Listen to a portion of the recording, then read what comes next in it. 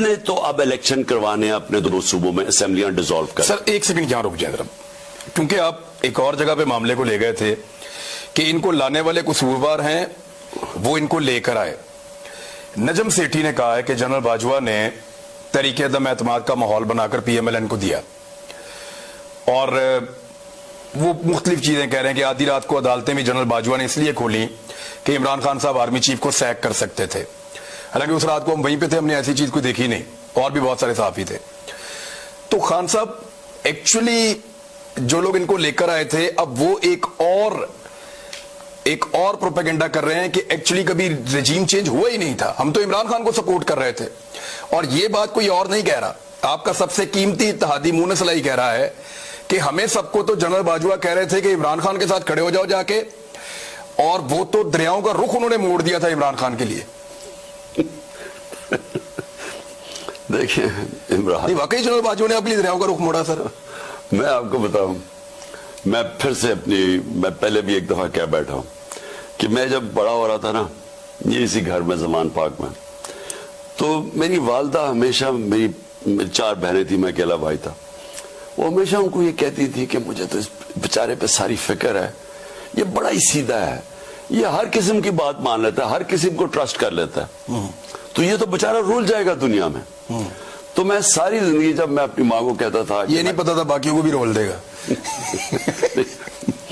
اچھا کیا چاہ رہا ہوں کہ میں ساری زندگی اپنی ماں کو کہتا تھا، میں کہا مجھے امی کیا فرق پڑا، جو بھی دنیا کرتی تھی میں تو کامیاب ہو جاتا ہوں. میں اپنی ماں کو ہمیشہ کہتا تھا. میں نے کبھی فیل نہیں کیا کہ یہ ایک کمزوری ہے کہ لوگوں کو ٹرسٹ کرو. میں لوگوں کو ٹرسٹ کرتا ہوں، اگر لوگ مجھے کوئی بات کہتے ہیں میں سمجھتا ہوں یہ ٹھیک کہہ رہا ہوگا، کیونکہ میں کیوں اس کے اوپر شک کروں. میں اپنے بیٹوں کو بھی کہتا ہوں کہ یہ زیادہ بہتر ہے، یہ ایک دلیر آدمی کی نشانی ہے کہ وہ کسی کے اوپر شک نہیں کرتا. یہ کمزور آدمی ڈرتے رہتے ہیں لوگوں سے کہ جی مجھے دھوکہ نہ دے. لیکن میں نے پہلی دفعہ، جو میری جنرل باجوہ سے میرے 3.5 سال گزرے ہیں، پہلی دفعہ میں نے ریئلائز کیا کہ یہ کتنی بڑی میری کمزوری ہے، کیونکہ میں اس کو ٹرسٹ کر لیتا تھا. جو جنرل باجوہ کہتا تھا میں کہا ہاں ہم دونوں ملک کے لیے ہیں، اسٹیبلشمنٹ ہے، فوج ہے، ہمارے انٹرسٹ ایک ہی ہے کہ ملک کو بچانا ہے. مجھے یہ پتہ ہی نہیں تھا کہ کس طرح میرے سے دھوکے دیے گئے، جھوٹ بولے گئے. یعنی ہم آخری دنوں میں بھی جب ہمیں پتا تھا کہ یہ سازش چل رہی ہے، مجھے آئی بی کی رپورٹ آ رہی تھی کہ گیم چل رہی ہے. اب آئی بی والا سٹیٹمنٹ دے گا میں نے کوئی رپورٹ نہیں دی تھی، اس سے بھی نکلوا لیں گے تھوڑے دنوں میں. وہ کیا بچارے نکالیں گے، وہ بچارہ وہ بھی مجھے ڈر ڈر کے کہتا تھا چیزیں بتانی شروع کر کے. مجھے وہ رائٹنگ میں نہیں دیتا تھا، مجھے خود آ کے بتاتا تھا کہ پتہ نہ چل جائے. تو وہ جب ہمیں پتہ چل گیا کہ پوری گیم ہوئی ہے، نواز شریف سے ان کی بات چیت چل رہی ہے، انہوں نے پلان بنا لیا ہے، خاص طور پہ جب فیض کو جب ہٹایا تو اس کے بعد ان کی گیم تو چل پڑی تھی. تو مجھے تو پتا تھا. میں جب جنرل باجوہ سے پوچھوں، ہو ہی نہیں سکتا، ہم تو کنٹینیوٹی چاہتے ہیں، ہمیں تو یہ.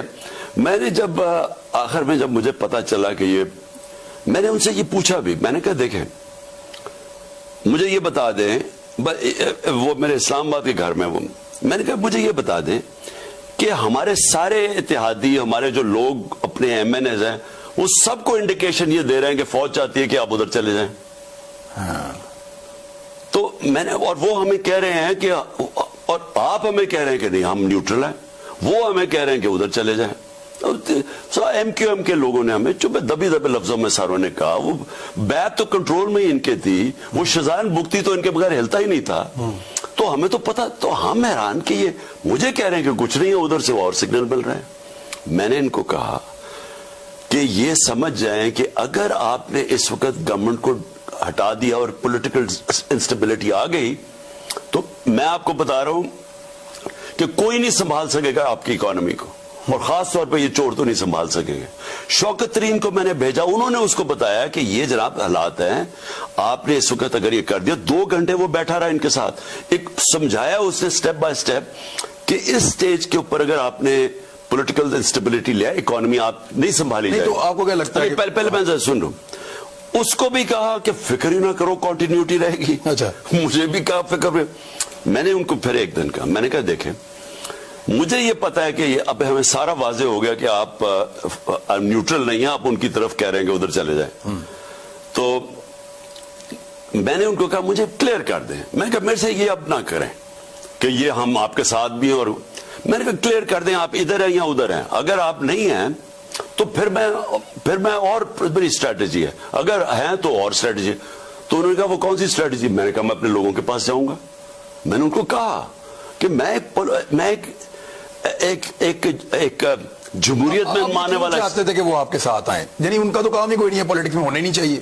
میں یہ کہہ رہا ہوں ساتھ نہیں آئے کہ یہ آپ جو ان کو ساروں کو کہہ رہے ہیں کہ ادھر چلے جائیں. اچھا ٹھیک ہے, ہمارا یہ جو رجیم چینج, آپ یہ کہتے کھل کے آ جائیں. میں کب مجھے بتا دیں کہ اگر آپ نے فیصلہ کر ہی لیا ہے تو پھر میں نے ساری زندگی کیا, میں تو عوام کے کندھوں پہ آؤں.